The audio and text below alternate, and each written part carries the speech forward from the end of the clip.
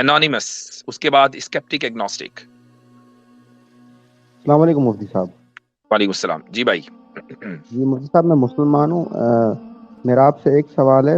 آپ نے ایک ہندو بھائی سے بات کی تھی کچھ عرصہ پہلے، تو انہوں نے کہا تھا کہ آپ کعبۃ اللہ کی پوجا کیوں کرتے ہیں، تو آپ نے کہا تھا کہ صرف ڈائریکشن ہمارا مقصد ہے، حالانکہ کعبۃ اللہ کی پوجا کرنا ہمارا مقصد نہیں ہے.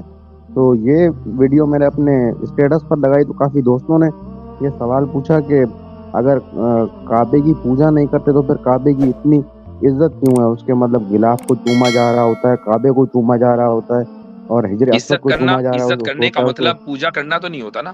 عزت ہم اپنے والدین کی کرتے ہیں، والدین کے احترام میں ہم ان کی پیشانی کا بوسہ لیتے ہیں، تو اس کا مطلب یہ تو نہیں ہے کہ ہم اپنے والدین کی عبادت کر رہے ہیں.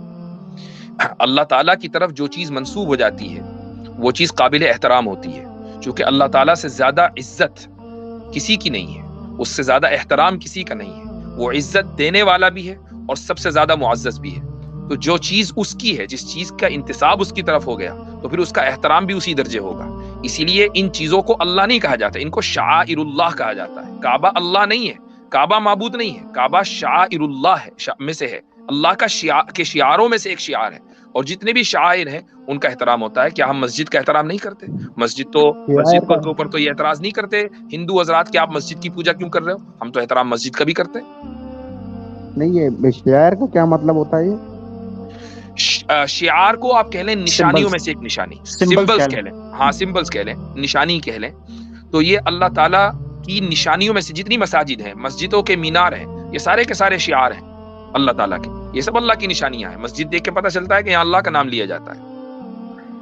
اچھا، یہ اصل میں انونیمس بھائی، ہندو جو دوست ہیں ہمارے، ان کو اصل میں چونکہ توحید اور شرک کے کانسیپٹ کی اصول نہیں پتا، بیسکس نہیں پتا ہوتی، لہذا وہ اس چیز پہ اعتراض کرتے ہیں. مثال کے طور پر انہوں نے دیکھا کہ اگر کوئی لنگ کو چوم چاٹ رہا ہے، یا یونی کے اوپر دودھ ڈال کر اس کے اوپر بھنگڑے ڈال رہا ہے، یا گدھے کے جو ہے نا وہ، یا گائے کو جو ہے چوم چاٹ رہا ہے، تو ان کے ذہن میں یہ چیز آتی ہے کہ چونکہ ہم ان کی پوجا اور ان کو بھگوان اور دیوتا مانتے ہیں، لہذا مسلمان بھی اگر کسی کو چوم چاٹ رہا ہے یا کسی کو پیار احترام کر رہا ہے تو لہذا اس کا مطلب بھی پوجا ہوگی.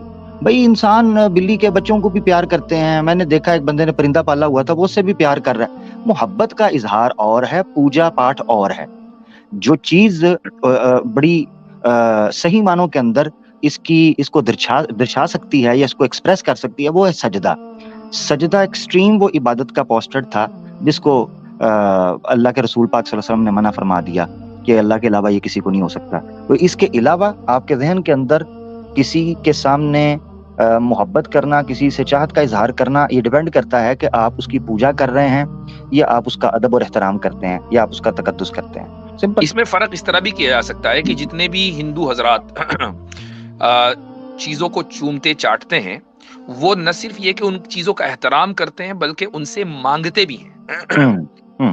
اچھا، مسلمان اگر کعبے کا احترام کر رہا ہے اور اس کے پردے کو چوم رہا ہے تو اس کے پردے یا کعبے سے کبھی نہیں مانگے گا وہ اللہ ہی سے. اس کا مطلب یہ ہے کہ کعبے کو چومنا یہ اس کا احترام میں ہے، اس کی عبادت میں نہیں ہے. ثناء اللہ امرتسری صاحب نے نا اس کا ایک بڑا پیارا جواب تفسیر سنائی کے اندر بھی لکھا ہے کہ جہاں یہ اعتراض کیا جاتا ہے غیر مسلموں کی طرف سے پوجا، وہ کہتے ہیں مسلمانوں کی عبادت ہے نا، نماز صلاۃ جسے کہتے ہیں، پوری کی پوری پڑھ جو فکس اس کی کتاب ملتی ہے، ٹھیک ہے نا، بکس تو PDF میں مل جائے گی. کسی ایک جگہ پر بھی نہ حجر اسود، نہ خانہ کعبہ کا پردہ، نہ خود خانہ کعبہ، ان کا نام ہی نہیں ہے. نمبر 1. نمبر 2، کسی جگہ پر بھی نہ ان کو پکارا گیا ہے نہ ان سے مانگا گیا ہے. تو شرک کہاں سے ہوا؟ فَلْيَعْبُدُوا رَبَّ هَذَا الْبَيْتِ، اس گھر کے رب کی عبادت ہوگی. بہت بہتر ہے. ٹھیک ہے جی انانیمس صاحب، جزاکم اللہ.